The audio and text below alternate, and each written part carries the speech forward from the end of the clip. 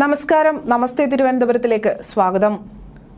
ആറ്റിങ്ങലിൽ അലയടിച്ച മോദി തരംഗം പര്യടനം പുരോഗമിക്കുമ്പോൾ വിജയമുറപ്പിച്ച് NDA സ്ഥാനാർത്ഥി വി മുരളീധരൻ ആവേശത്തോടെ മുന്നേറുകയാണ്.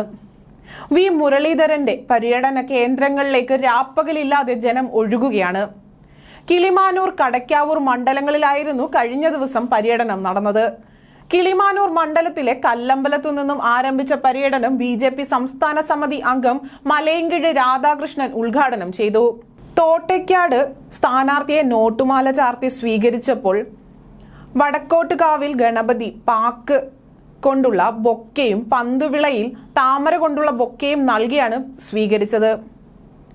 കരവാരം മുല്ലശ്ശേരി മുക്കിലെ തിരഞ്ഞെടുപ്പ് കാര്യാലയവും വി മുരളീധരൻ ഉദ്ഘാടനം ചെയ്തു. കല്ലമ്പലം, തോട്ടയ്ക്കാട്, പെരിങ്ങാവ്, മുല്ലശ്ശേരി മുക്ക്, ശിവൻമുക്ക്, കൊടുവഴന്നൂർ, തോട്ടവാരം, കോയിക്കമുല, പന്തുവിള, പുല്ലയിൽ, നന്ദായിവനം, മത്തായിൽ തുടങ്ങിയ സ്ഥലങ്ങളിൽ സ്ത്രീകളും കുട്ടികളും അടക്കം വലിയ ജനപങ്കാളിത്തമാണ് വി മുരളീധരനെ സ്വീകരിക്കാൻ എത്തിയത്. കൊടുംവാഴന്നൂർ, തോട്ടവാരത്ത് വിവിധ രാഷ്ട്രീയ പാർട്ടിയിൽ പ്രവർത്തിച്ചവർ BJPയിൽ ചേർന്നു. എല്ലാവരെയും വി മുരളീധരൻ ഷാൾ അണിയിച്ച് സ്വീകരിച്ചു.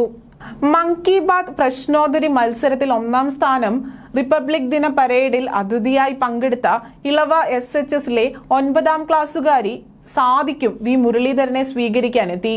ചെമ്പരത്തിമുക്കിൽ വൻ ജനസഞ്ചയത്തിന്റെ സാന്നിധ്യത്തിലാണ് കിളിമാനൂർ മണ്ഡലത്തിലെ പര്യടനം അവസാനിച്ചത്.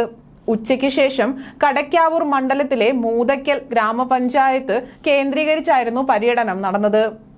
കുറക്കട അംബേദ്കർ ഗ്രാമത്തിൽ നിന്നും തുടങ്ങിയ പര്യടനം BJP ജില്ലാ ട്രഷറർ ബാലമുരളി ഉദ്ഘാടനം ചെയ്തു.